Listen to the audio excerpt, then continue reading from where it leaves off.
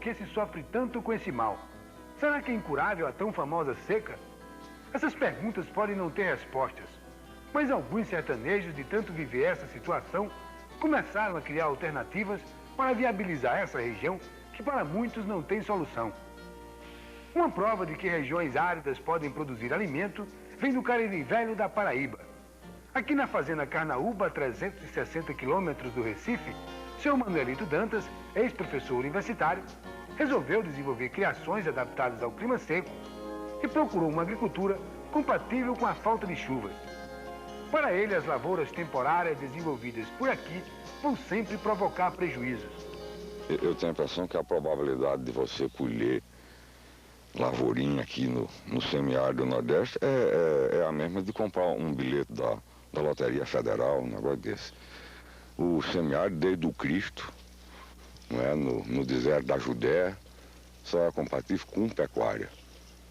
Pecuária de dupla função, na base de plantas e animais, adaptado à realidade climatológica da zona seca, né? Então essa questão de fazer açudes e procurar produzir alimentos dentro da área seca, isso você não concorda? Veja, fazer açude tem que fazer algum, porque não tem água para o povo beber, né?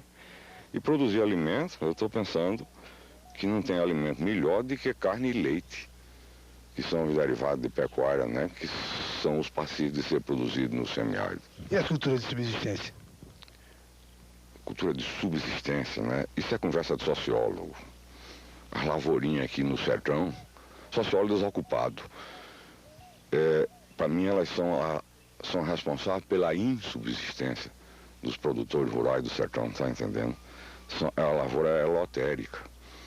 Tem que ser com planta perene. Na melhor das hipóteses, a lavoura daqui seria fruticultura, que além de consumir menos água, produz as frutas mais doces desse país. Além das experiências vividas no campo e nas literaturas acadêmicas, o senhor Manuelito encontrou respostas para suas dúvidas no livro sagrado. A Bíblia fala em cabra 132 vezes. Não fala em canteirinho de tomate irrigado, não, né? Ou então copiar o que os argentinos já estão fazendo no chaco seco. Produzindo com capim bucho e gado zebu levado do Brasil, 400 quilos de carne por hectare ano. E abastecendo, a capital do Paraguai já é abastecida com toda a carne vinda do semiárido de lá. E basta você pegar a crônica da zona seca do mundo, né? Inclusive a do Nordeste do Brasil, que ela é toda referida à pecuária, não é? Até se for conversar com os pequenos produtores, o chamado pequeno produtor, o modesto produtor, eu preciso chamar assim, teimoso do sertão, ele diz, a gente só se confia em vaca, cabra e ovelha. O resto, Deus é que sabe. É a loteria da lavoura temporária, não é? A pecuária desenvolvida por seu Manuelito é totalmente adaptada ao trópico seco. As cabras que há 400 anos vieram parar no Brasil perderam sua aptidão leiteira e ganharam rusticidade. A partir desse princípio, ele desenvolveu um novo trabalho que batizou de preservação com regeneração das cabras nativas do Nordeste. Ele tentou somar e fugindo da ideia de fazer mestiçagem no sentido promíscuo do termo, que no meu entender não leva a canto nenhum. As raças têm que ser definidas e cada uma referida ao seu ambiente ecológico. Tá entendendo?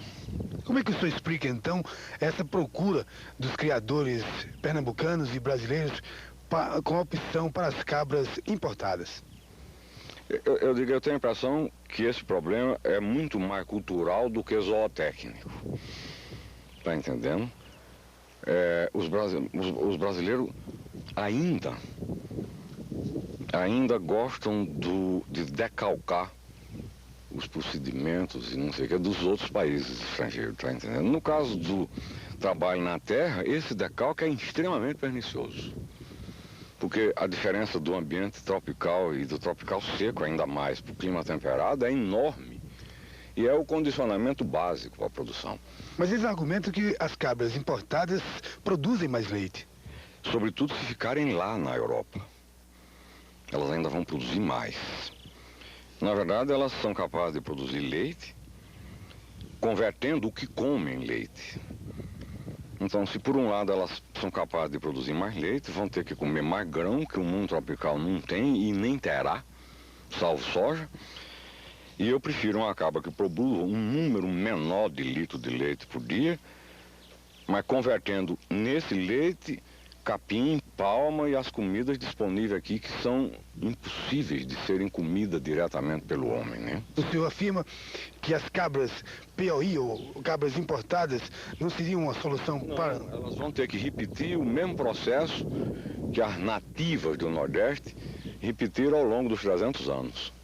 Elas vão diminuir essa aptidão leiteira, vão interromper a reprodução para se adaptar às altas temperaturas e ao ambiente diferente do que elas tinham lá na Europa. Então, é um processo que não leva a nada. Está sempre dependendo da importação de animais do clima temperado para tentar fazê-lo produzir. Ela paga um tributo à adaptação ao clima, que é diferente do de origem dela, tá certo?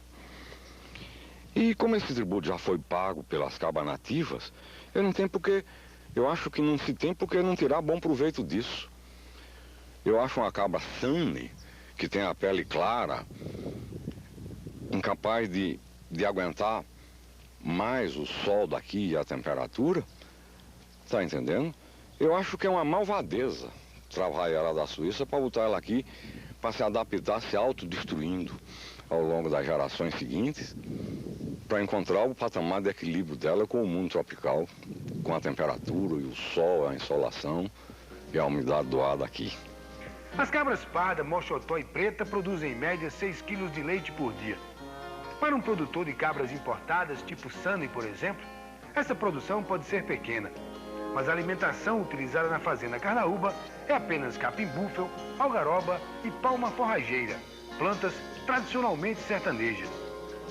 Além das cabras, seu Manuelito cria também guzerá e sindi, raças de origem indiana altamente resistentes ao clima seco do Nordeste.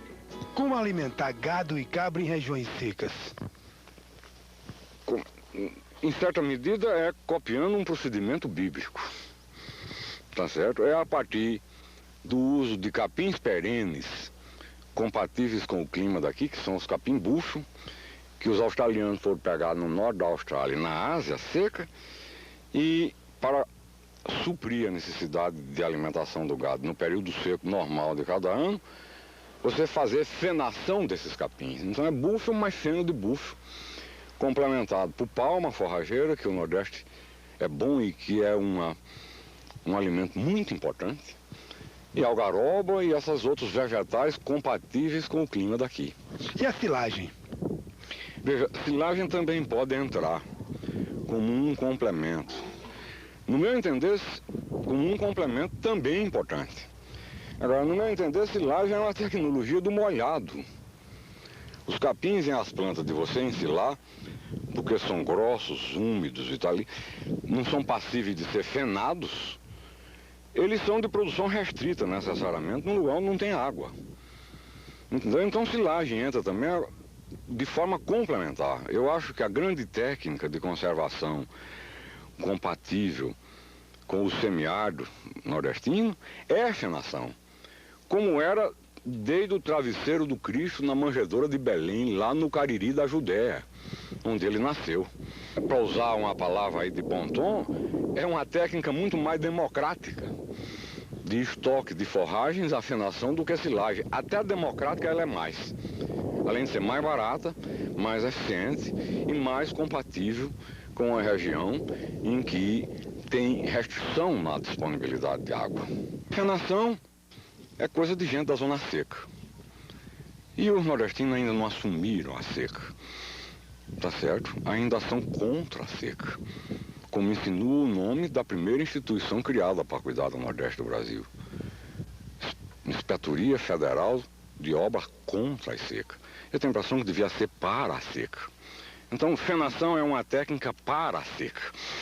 Tá entendendo? Silagem é dependente de água. Então ela é de possibilidade restrita quantitativamente. O trabalho que vem sendo desenvolvido por seu Manuelito pode ajudar as autoridades governamentais a mudarem os planos para o sertão. Essa região pode produzir. O que falta é projetos adaptados ao clima.